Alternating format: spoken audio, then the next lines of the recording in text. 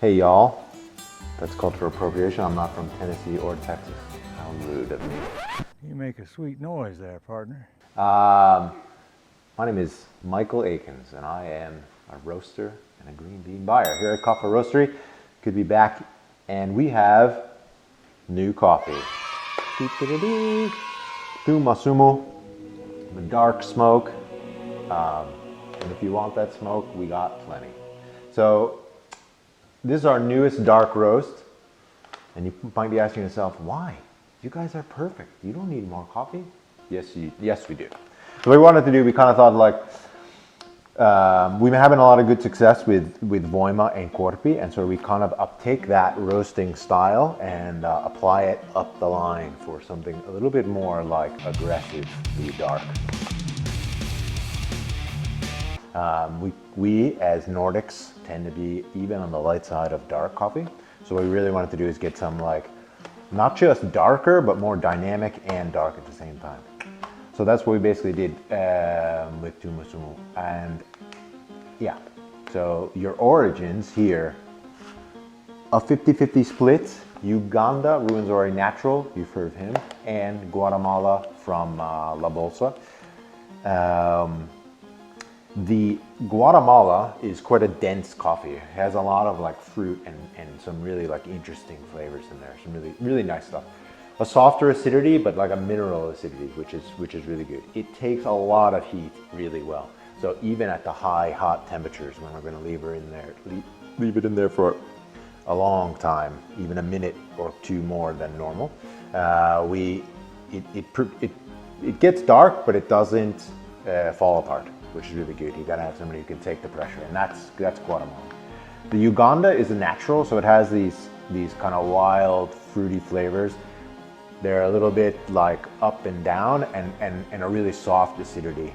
So what it does is it lends itself really well to not adding acidity, but it adds kind of these dynamic flavors.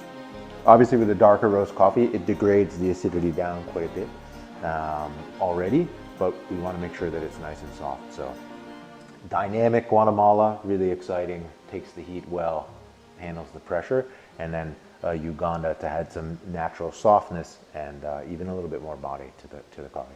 So what we're really going for is a dark roast coffee that doesn't fall apart, because a lot of times when it's really dark, the bean cell structure inside starts to fall apart basically, because you roast it so long. So then when you go to brew it, it can be a little bit watery actually. So this coffee is designed to be brewed kind of normally, and it's going to be extra dark and have a lot of exciting flavors. So I'm going to start brewing right now, and then I'll tell you a little bit about the roast profile that we used for it. Ooh, smells powerful, really exciting stuff. But these are two coffees that we've had in other blends, and they're quite reliable coffees. That's the other reason that we really wanted to use Guatemala and Uganda. Year on year, they're very consistent, which is really good and nice when we produce these kind of introduce someone into the classic line. It's an exclusive club. So I'm just gonna do a regular Chemex, 50 grams of coffee and 700 of water. Some new techniques here. It blooms up a lot, which is kind of cool. So the roast profile we use for this is basically an extension of what we do with Korpi and Voima. So the beginning is slow, because we don't want to have much acidity. That's kind of a thing with dark coffee. We don't want a lot of acidity. Then so we go slow beginning, and it kind of doesn't preserve a lot of acidity. That's good. Then the middle is where we caramelize and we produce flavor. So this middle is long and slow. What it does is it almost shores the bean up. Sort of when we do this baking process, what it actually does is it sort of deadens the coffee a little bit. It kind of makes it almost if you could describe it as chewy, would be a good way to describe it. So it kind of keeps the flavor in there and bakes it in there in a way. It's kind of cool. So for dark coffees, that works really well. And then you also get to kind of low and slow caramelize the flavors as it goes. Then the end of the roast profile, so the curve goes like this, and the end of this one is quite a bit longer than the other coffees. In that, after the first crack, this is what we call development phase. You're developing bitterness and further deadening the acidity. But so we do it nice and slow though, so that we don't get a lot of this cigarette ash flavor, which is kind of the only thing. It's a trait of dark coffee, but we think with this the Corpy style and this sort of long and slow roast profiles, you can really get rid of those kind of obnoxious flavors, but preserve some of the really natural flavors of your origins, even at this extremely dark temperatures. As you can see, it's brewed right up to the top, totally full. Pretty sweet. So the difference between Corpy and this is about a minute of total time and about some 5% of development, and that's quite big. So the development again is like, we just leave it in there a lot longer after first crack. So when it's totally dried and the flavors are caramelized, we leave it in there to add this nice like crust of basically burnt sugar on there. So the difference between this and Corpy is quite stark. It's a lot darker. For those people who are kind of doing Inferno, Inferno is 70% Robusta, so this is 100% Arabica. And that's going to be quite a big difference in flavor. Robusta actually has more caffeine, so this one is technically going to have less caffeine than Robusta than Inferno. But it's going to be, it's still quite more powerful flavors, more of the like caramelized fruit. So if you think of this TUMMA sirappi that you put in your pipekakku, that dark syrup, if you take it and leave it on the pan a long time, it gets like really dark caramelized sugar, then you can even burn it. And some people like to eat that too. So that's basically what we're after with this TUMMA SUMU. Brew methods. It's going to be a great espresso, actually. I mean, it's even as dark or darker than Inferno, and so you're going to be able to brew it as espresso, easy, stovetop mutteri.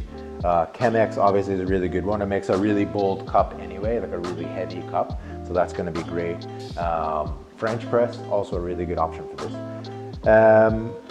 Make sure, this is one thing that you get, like when you roast coffee is really dark, you kind of want to let them degas. You'll be able to see from this that this coffee is already 4 weeks old and it's still blooming a lot. So remember that, like when you pile it in your home coffee maker, especially in the basket, it's going to bloom up a lot because there's a lot of gas in there which is produced by the long roast. So that's a good one to take into account. So you want to kind of get it when it's had a lot of time to rest. I would say a couple weeks at least. So then you'll get all the flavor but not as much carbon dioxide, which will kind of ruin your extraction and make it bloom all over the place. Then the coarser grind size. So when you have a darker coffee, it extracts actually quite quickly. So the oil is there and it's been totally degraded, the cells. So the oil is ready to come out. All the flavor is ready to just fall off. So don't leave it in there too long. The longer you leave it in there, the more bitterness you produce. So you kind of have your thing. It's going to be bitter anyway because it's dark, really dark. So just grind it a little bit coarser and start there. And then you can kind of adjust. If you're one of these people that really likes to get your wig peeled back in the morning, you can brew it as long as you want to, and it will be stronger every time. So coarse grind size, let it degas, and just have fun with it. I mean, I think this is a really interesting coffee, especially for dark coffee. It's going to be different than every other dark coffee you've had, and we think even better. So the taste profile, let me just throw this in the trash can somewhere. Put a pre-shaped Melita filter paper in the filter top. Measure in fine or drip grind of your favorite coffee. Now, just wet the grounds and let it trickle through. Oh, hi, I'm back. Taste, flavor, like I said before, those of you that like lakritsi, lakrisal, those kind of like really heavy licorice, this is your new friend. It's got a lot of that, like I said, the dark syrup, but not just like the sweet dark syrup. If you try it at home, put dark syrup on a pan and slowly with a little butter for as long as it goes until your smoke detector kicks off. That's where we're at here. So it's really good. It's really strong. I think we really tried hard to preserve the body in this coffee. So that's going to be good. Big body, strong, heavy caramelized, burned sugars. I think a lot of some licorice roots, stuff like that. Definitely the people that like this coffee are your same people that like Sealock in a can, 7 months old, buried under a shelf of ice or that kind of stuff. But like really exciting flavors.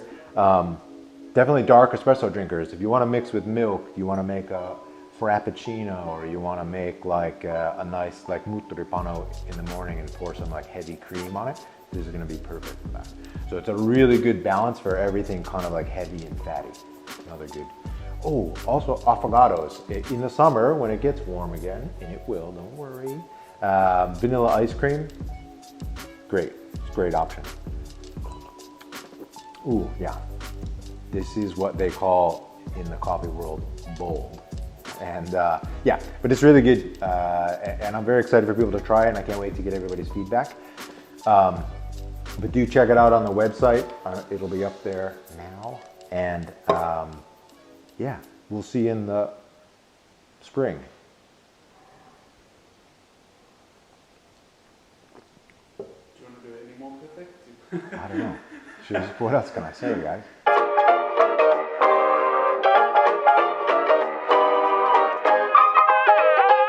Yeah, I think that's everything, right?